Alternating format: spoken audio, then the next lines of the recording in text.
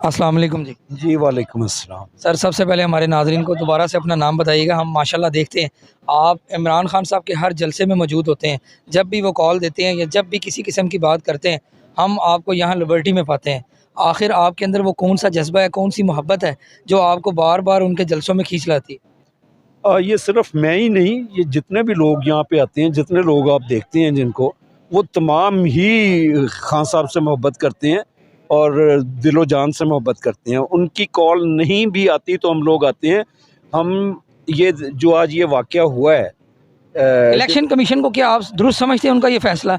आवाम जो इतनी सड़कों पे निकल आई है उनको खुद इस चीज़ का एहसास हो गया होगा कि हमारा ये जो फैसला है ये बिल्कुल गलत सिमत में गया, शायद उन्होंने टेस्टर लगाया होगा, शायद टेस्टर लगाया हो। या वो ये भी देख रहे हैं कि अवाम का रद्द-ए-अमल भी चेक कर रहे हैं कि अवाम किस सूरत में बाहर निकलती है, कितनी तादाद में बाहर आती है। मैंने वही कहा ना कि टेस्टर उन्होंने लगाया है और पूरे पाकिस्तान में लोग निकल आए हैं। तो ये हम लोग भी यहाँ पे, हमें तो किसी ने कॉल नहीं दी, किसी ने नहीं कहा कि लिबर्टी आओ या कहीं पहुँचो। हम लोग निकले हैं और यहाँ आए हैं तो देखा आगे जुम्मे गफ़ीर यहाँ पे देखा मौजूद था। तो लोग इसी तरह से अपने अपने तौर पे आ गए हैं। तो एक ये मखसूस पॉइंट है जहाँ पे लोग कॉल हो ना हो, ज़रा सी को मिसहैप होता है तो आ जाते हैं। अब ये खान साहब ही की मोहब्बत है कि उन्हें डिस्क्वालिफिकेशन के लिए उन्होंने वो किया है, ये बहुत ज़्यादती की है। मैं तो इसकी भरपूर मज़म्मत करता हूँ। मैं ये समझता हूँ कि ये पाकिस्तान की तारीख़ का स्याह तरीन दिन है। उन्होंने ऐसे शख्स को यानी डिस्क्वालीफाई किया है जो पाकिस्तान का मकबूल तरीन लीडर है और लोग उसकी एक कॉल पे जो है वो दीवाना वार निकलते हैं।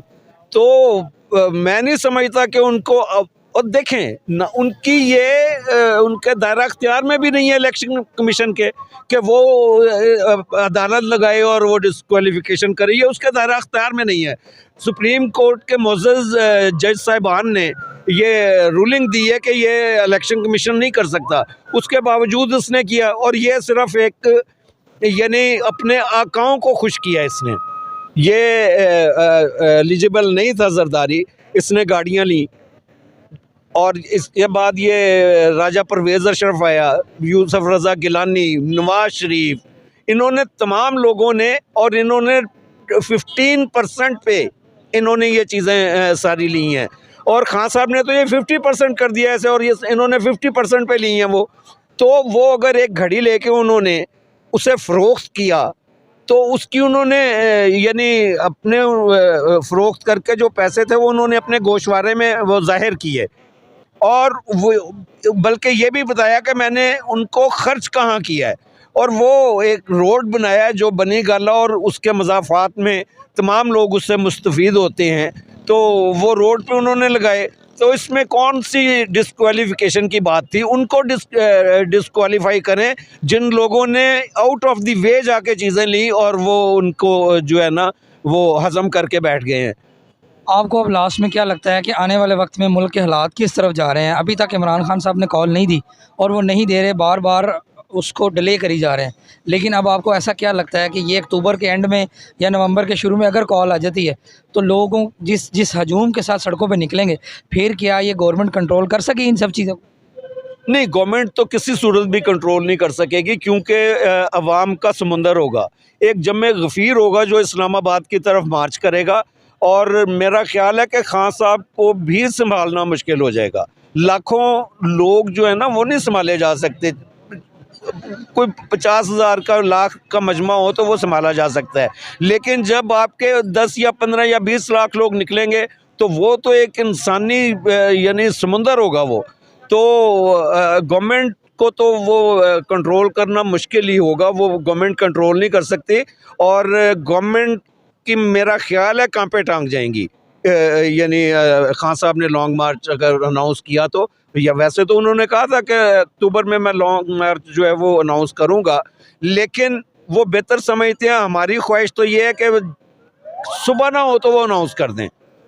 इस कदर मैथ क्या तमाम लोग इस कदर भरे बैठे हैं, तो इन्हें चाहिए कि लॉन्ग मार्च अनाउंस करें, लेकिन मैं ये समझता हूँ कि खान साहब का विज़न बड़ा है, उनके मशीर ज़्यादा हैं, समझदार लोग हैं, खान साहब समझदार हैं, उनके मशीर हैं वो बहुत समझदार हैं, उनको वो बेहतर मशवरे देते हैं और ये इसमें भी बेहतरी होगी। मैं ये समझता हूँ कि अगर खान साहब ने कॉल नहीं दी तो उसमें भी बेहतरी होगी, इसलिए कि एक यानी ये लोग चाहते हैं कि अगर ये वो हो तो वो तीसरी कुव्वत आ जाए, तो जिसका खान साहब वो नहीं चाह रहे ऐसा कोई हरकत हो, क्योंकि उन्होंने 2-3 माह से वो डिले कर रहे हैं इस मामले को। यही कह रहे हैं कि किसी तरह से ये free and fair election announce करें, खुद अनाउंस कर दें। खुद कर दें, तो लॉन्ग मार्च ना लेके जाना पड़े। ये उन्होंने बल्कि इसका इजहार भी अब तो कर दिया है। तो इसके बावजूद भी अगर वो नहीं करते तो एक मजबूरी होगी लॉन्ग मार्च, और फिर ना इनके हाथ में कुछ रहेगा ना उनके हाथ में कुछ रहेगा। देखें कि गवर्नमेंट बड़ी स्मूथली चल रही थी, बेहतरीन चल रही थी। वो जो जितने भी यानी सख्त मौके थे वो तमाम खान साहब ने 3-3.5 साल में वो तमाम अबूर करके अब एक यानी ऊपर जा रहा था, पाकिस्तान ऊपर जा रहा था। इन्होंने आके अब ये देखा कि हमारी दुकानदारियां बंद हो जाएंगी। खान साहब ने यानी रशिया से पेट्रोल और गंदम का वो मामला कर लिया, पाकिस्तान खुशहाल हो जाएगा। इनसे ये बर्दाश्त नहीं हुआ, उसके लिए इन्होंने एक यानी इनसे भी बर्दाश्त नहीं हुआ और इनके आकाओं से भी जो बैरून ममालिक में बैठे हुए हैं उनसे भी बर्दाश्त नहीं हुआ। और ये उन्होंने कहा कि ये पाकिस्तान खुशहाल हो गया तो हमारी जी हजूरी कौन करेगा, हम किन के आका रहेंगे। तो वो इस वजह से उन्होंने ये रजीम चेंज ऑपरेशन हुआ। और ये एक मुसल्लमा हकीकत है जो कि सिक्योरिटी कौंसल 2 दफ़ा बैठी है।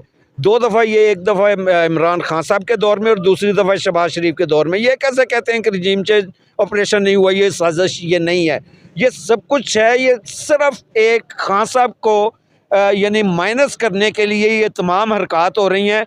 मैं जो आज का फ़ैसला है इसकी पुरज़ोर मज़म्मत भी करता हूँ और इनको ये भी कहता हूँ कि खुदा के लिए पाकिस्तान की तरफ देखो, पाकिस्तान को आगे बढ़ाओ, ना कि तुम अपनी चोरियों को बचाओ और मज़ीद चोरियां करने की कोशिश करो। ये अब पाकिस्तान के हाल पे रहम करो, तुमने तो भाग जाना है, हमने यहाँ रहना है।